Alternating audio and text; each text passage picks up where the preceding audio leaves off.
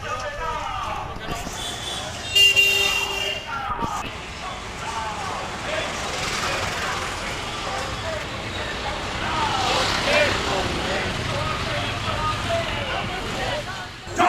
যে গণঅভ্যুত্থান, ছাত্র জনতার গুরুত্বপূর্ণ গণঅভ্যুত্থান, এই গণঅভ্যুত্থানকে কোনোভাবেই প্রশ্নবিদ্ধ করা চলবে না।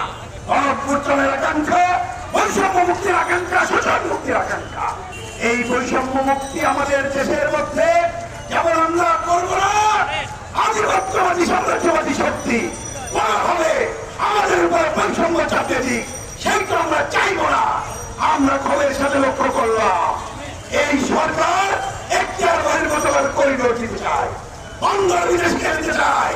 আমরা তাই 4 দফা দাবিতে 1 নম্বর, রাখাইনকে করিডোর দেওয়া যাবে না। এইটার মধ্য দিয়ে আমাদেরকে সাম্রাজ্যবাদী যুদ্ধে জড়িয়ে ফেলানোর প্রচেষ্টা গ্রহণ করবে, এইটা গ্রহণ করবো না।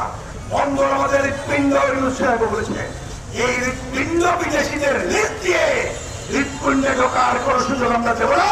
আর চট্টগ্রামের বন্দর লাভজনক আমরা এই করে তুলেছি, অনতি বিলম্বে এই লিস্টার পরিকল্পনা বাতিল করতে হবে। রাতারে রেখে দেওয়া হচ্ছে ইতিজেটা অস্ত্র কারখানা করার জন্য, এইটা আমরা একটু বরদাস্ত করবো না।